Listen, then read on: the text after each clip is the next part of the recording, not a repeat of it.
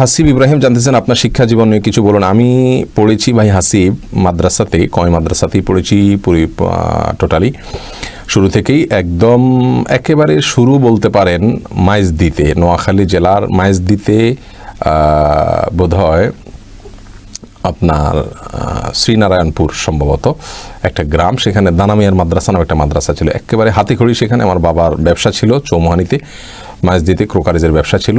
আব্বার এক বন্ধু ছিলেন সেখানকার ওস্তাজ, আমার ওস্তাজ পরবর্তীতে, তো তার মাধ্যমে ওখানে হাতেখড়ি হয়, মাদ্রাসার হাতেখড়ি। এরপরে ওখান থেকে আমি চলে আসি চন্দ্রগঞ্জ, নোয়াখালী জেলার চন্দ্রগঞ্জের আপনার দোয়ালিয়া গ্রামে একটা বড় মাদ্রাসা, দোয়ালিয়া মাদ্রাসা বলে, সেখানেও প্রাথমিক স্তরে পড়াশোনা করি, 1 বছর বোধহয় সেখানে ছিলাম। এরপরে দুষ্টমি মাথায় চড়া দিয়ে উঠে, যার কারণে মাদ্রাসা থেকে একরকম বলতে পারেন ভেগে যাই বাসাড়িতে। তারপরে আমাকে আমার ওই প্রথম যে উস্তাজের মাধ্যমে মাদ্রাসা গেছি, হযরত মাওলানা নুরউদ্দিন সাহেব হাফিজাহুল্লাহ, তার মাধ্যমে আমাকে তিনি বলেন যে হাতিয়াতে নিয়ে যেতে, কারণ সেখানে দুষ্ট ছেলেরা গেলেও ফেরেশতা হয়ে যায়। ঠিকই হাতিয়া দ্বীপে একটা মাদ্রাসা ছিল, ফয়জুল উলুম মাদ্রাসা, হাতিয়া রসুল রহমাহুল্লাহ, মুফতি ফজল রহমাহুল্লাহ, তার কাছে মিজান এবং নাহবীর আমি পড়ি। অসম্ভব রকমের ভালো একজন নেক মানুষ ছিলেন। সত্যি তার সান্নিধ্যে যাওয়ার পরে আমারও সব দুষ্টামি বন্ধ হয়ে গেছে এবং জীবনের মোড় সেখান থেকে পরিবর্তন হয়ে গেছে।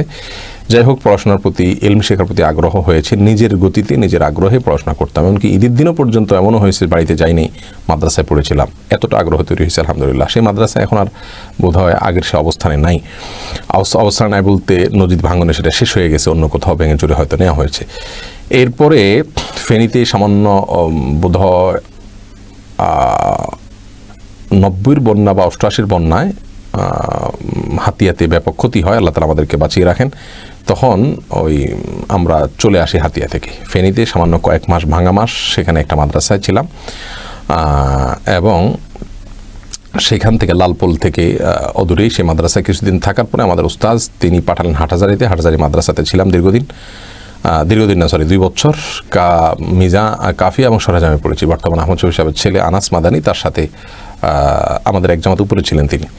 যাই হোক, এরপরে সেখান থেকে আমি বেফাকে পরীক্ষা দেওয়ার জন্য, কয়মাসা বড় পরীক্ষা দেওয়ার জন্য বাইরে চলে আসি। যশোর দোয়াটা মাদ্রাসা যাই, দাওরাত হাদিস পর্যন্ত সেখানে পড়ি এবং সেখান থেকে আলহামদুলিল্লাহ আমি বেফাকে পরীক্ষা দিই, বাংলাদেশে 2য় স্ট্যান্ড করি, দাওরাত হাদিসে মেশকাতে 3rd স্ট্যান্ড করি, এর আগে 10 স্ট্যান্ড করি।